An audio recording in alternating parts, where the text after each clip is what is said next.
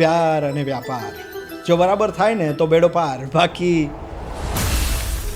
રિલેશનશિપમાં જો message scene થયા પછી રિપ્લાય મોડો આપો તો રિએક્શન એવું આવે કે બિઝી હતા કે પછી ઇન્ટરેસ્ટ નથી હવે. અને જો બિઝનેસમાં ક્લાયન્ટને લેટ રિપ્લાય આપો ને તો સામેથી રિપ્લાય જ નહીં આવે અને ક્લાયન્ટ ખોવાનો વારો આવશે. પ્રેમમાં રોજ વાતો કરવી પડે, એ જ રીતે બિઝનેસમાં રોજ ફોલોઅપ લેવું પડે. પ્રેમમાં ટ્રસ્ટ વધે છે કન્સિસ્ટન્સીથી, એ જ રીતે બિઝનેસમાં બ્રાન્ડ પણ બનાય છે કન્સિસ્ટન્સીથી. એક ડેટ મિસ કરો ને તો મૂડ ઓફ થઈ જાય અને ક્લાયન્ટનું એક કમિટમેન્ટ મિસ કરો તો ડીલ ઓફ થઈ જાય.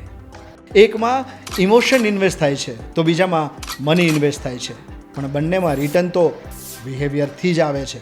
પ્યારમાં એફર્ટ બંધ તો સંબંધ બંધ, અને બિઝનેસમાં એફર્ટ બંધ તો ઇન્કમ બંધ. માટે યાદ રાખજો, પ્યાર હોય કે વ્યાપાર, ચાલે છે દિલથી પણ એ ટકે છે ડિસિપ્લિનથી.